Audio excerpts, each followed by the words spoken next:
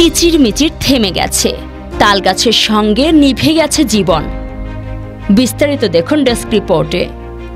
বিকেলের শান্ত বাতাসে তখন বাবুই পাখিরা ডানা মেলে ফিরছে নিজেদের বাসার দিকে। ঠিক তখনই তালগাছের গোড়ায় বসল করাতের নির্মম আঘাত। মুহূর্তেই কেঁপে উঠল পুরো গাছটা। এই গাছটা শুধু একটা গাছ ছিল না, ছিল অসংখ্য বাবুই পাখির নিরাপদ আশ্রয়, ভালোবাসার ঠিকানা, নতুন জীবন জন্ম নেয়ার ঘর। গাছ কাটার শব্দে চারদিক তখন থমথমে। ভয় পেয়ে ছোট ছোট ছানারা ডানা ঝাপটাতে চাইল, কিন্তু তারা তো ওড়ার কৌশল জানে না। বাসা ভেঙে ছিটকে পড়া ডিমগুলো মুহূর্তেই থেতলে গেল। নরম পালকওয়ালা ছানাগুলো মাটিতে পড়ে ছটফট করতে লাগলো। উপর থেকে জ্যোৎস্নার মতো ঝরে পড়ল শত শত বাসা।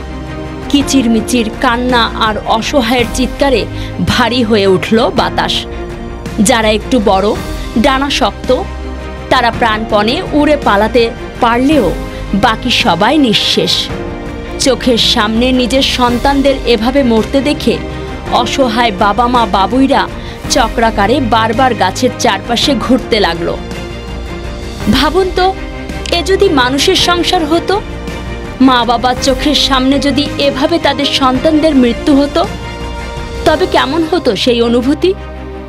বাবুই পাখিরা তো কোনোদিন কারো ক্ষতি করেনি, তারা শুধু একটা গাছকে ঘর বানিয়েছিল, ঠিক মানুষের মতো। একসময় গ্রাম বাংলার প্রায় প্রতিটি তালগাছেই বাবুই পাখির বাসা দেখা যেত। সেসব বাসা ছিল শিল্পের চেয়েও সুন্দর। এখন সেই দৃশ্য প্রায় নেই। গাছ কমে গেছে, মানুষের সহানুভূতি কমে গেছে আরও বেশি। এই শহর, এই গ্রাম, এই দেশ শুধু মানুষের জন্য নয়, সবাই মিলে, সব প্রাণ মিলে এ পৃথিবী।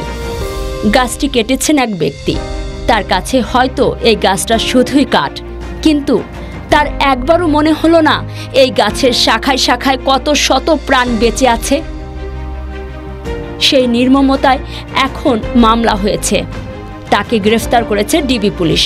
কিন্তু প্রশ্ন হলো, এই শাস্তি কি ফিরিয়ে দেবে ভেঙে পড়া সেই ছোট ছোট ঘরগুলো? ফিরে পাবে কি সেই ডানাও না গজানো বাবুই ছানাগুলো জীবন? মানুষ কি আর শুনতে পাবে তাদের মিষ্টি কিচিরমিচির? বাংলাদেশের বন্যপ্রাণী আইন অনুযায়ী বাবুই পাখি সংরক্ষিত। এই পাখিদের হত্যা, শিকার কিংবা বাসা ধ্বংস করা কঠোরভাবে নিষিদ্ধ। কিন্তু আইন কি সবসময় হৃদয়ের কাছে পৌঁছায়? আমরা ভুলে যাচ্ছি পৃথিবী শুধু আমাদের নয়, গাছ, পাখি, প্রাণ, প্রকৃতি, এরা সবাই আমাদের সঙ্গী। এদের না বাঁচাতে পারলে একদিন আমরাও বাঁচব না। শুধু আইন দিয়ে নয়, দরকার হৃদয়ে একটু মমতা, একটু সহানুভূতি। সেই মমতায় হয়তো একদিন আবার ফিরিয়ে দেবে তালগাছের ডালে বাবুই পাখির ঘর।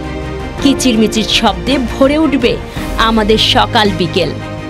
সত্যি বলতে কি, পৃথিবীটা তখনই সুন্দর যখন এখানে মানুষ শুধু মানুষ নয়, সব প্রাণের বন্ধু হয়ে বাঁচে।